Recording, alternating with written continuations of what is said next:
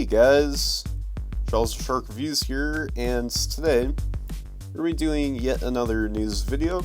So yeah, I know it's been quite a while since the last one. I think that was like in February or March or something. I forgot exactly when. I think it was like sometime in February, but the reason for that is that the storage of my device that I recorded these with, screen recorded these with, had like low memory, so like I could kind of get like 2-minute recordings, but obviously these go for a lot longer than that, so it cuts it off just randomly without even telling me. So yeah, that sucks, but I cleared out some memory, and I figured, you know what, let me just do another one of these for you guys, just to bring this back, just to prove that these news videos aren't dead. So yeah, here we go. So on Tuesday, Hasbro had another Transformers live stream, the Hasbro Pulse live stream. They had one a few weeks ago for Age of the Primes, and then now we have one here for Studio Series. So yeah, now most of these were already revealed. In fact, I think all of these were already revealed, except Thundercracker. I don't know if we saw Thundercracker, but the rest of these I know for sure were already there are already leaked photos for them by outsiders from outside Hasbro or Takara. So in fact, I think there's already reviews of some of these from, like, you know, those earlier reviewers, I guess we'll say. I'll keep it anonymous, but yeah. So let's get started. So starting off, well, this one isn't Studio Series, but they showed off the Heart of Steel, Bumblebee, and Megatron, and I think these look cool.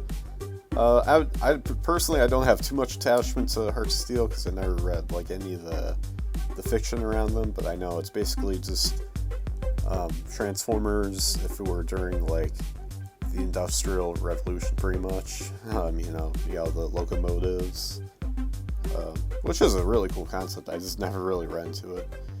Well, Megatron here turns into an old turret. It's like old metal though, so I think that's pretty nice. And yeah, so they did one for Prime and Starscream. I think that one might be out right now. I might have to get me one of those. And then yeah, now there's gonna be a Bumblebee and Megatron one, so that's cool. But now on to the real good stuff. So starting off here, we have the SS-86 leader Megatron, and this is definitely, out of everything here, this is definitely my most like highly anticipated figure right here, because this looks great, especially here in robot mode. Like, honestly, the tank mode, here it is right here, it looks good, but like, this isn't what we were waiting for. This is what we were waiting for, because, you know, if for those who have seen the 86 movie or just the G1 cartoon in general, you don't know that he turned into like a small pistol rather than a tank, but, you know, for legal reasons, Hasbro can't have him turn into a gun, but they did make up for it. If you look closely on the left side of the tank, on the left side of the turret, you'll see he does come with the gun he turned into. So yeah, that means he can basically just hold himself. So yeah. But anyways, yeah, here's the robot mode. He comes with his like laser sword thing, and I think that looks cool. And he looks really sleek too. It's like he looks miles and miles better than the Siege and especially the Earthrise versions of him. I mean, that Earthrise one, God, that looks horrible, especially with the yellowing over time. Here's the tank. Again, I think it looks pretty good. Kind of reminds me of Devastation more, which may have been their source for that, since, you know, they couldn't use G1, the G1 cartoon, as a source, as he never turned into a tank. Yeah, here's with him in the box, and then here's a standalone shot of him in the box, and man, it looks just so empty in there, because, I mean, there's like him on like more in the center, and then a huge bit of space, and then you can see his fusion cannon. So I find that pretty funny. Here's the back of the box, and yeah. So next up, we have a brand new, never before seen figure of SS-86 leader Grimlock with Wheelie. And yeah, obviously I'm kidding. I mean, This is just a package refresh, and I'd say, I mean, I'm not mad at that, though, to be honest, because, I mean, this is a really good figure of Grimlock, because Wheelie just can go in the toilet, you know, and like, I don't even mean that as like, I mean, I hate wheelie in general, but like the figure too is pretty crap. You know, they made the core class one they did like a year later, like is actually pretty decent. But that figure is not good. Honestly, I kind of wish they just include that with Grimlock, especially since there's a little bit of a price increase with Lear figures. I know it's like they used to be like $55, now they're $60. So I think it would have been more than worth it just to include the core class one, because that one's so much better. But yeah. And here's Grimlock in T-Rex mode. You know, it's I've already given my thoughts on this guy. I mean, well, I just told you now, but you know, if you want to see my full kind of thorough thoughts and whatever on this guy, then just check out my review from, well, 2021.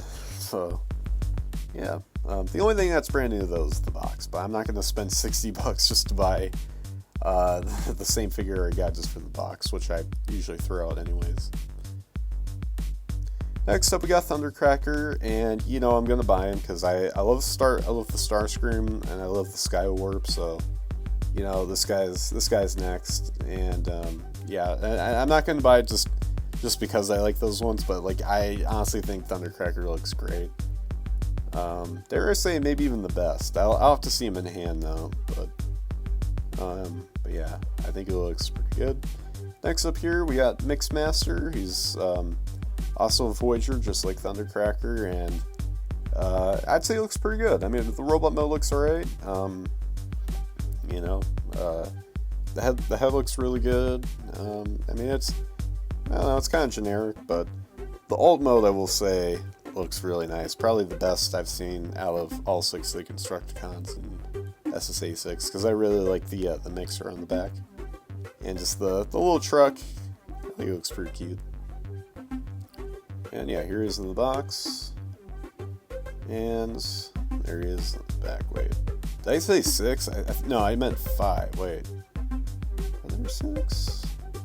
Yeah, no, there's 6, unless maybe, well, Long Haul and Hook are like a 2-pack, so maybe that's what they mean. I don't know. But of the 6 figures, though, I will say this has probably got my favorite alt mode. I mean, or maybe Long Haul, I'm not sure, but anyways, yeah, he looks pretty good. But next up here we have Deluxe TF1 Starscream, and it looks pretty good. I mean, it's nothing too extraordinary, but I honestly didn't expect that, you know, for like the TF1 Deluxes haven't been like, oh my god, these are like fantastic.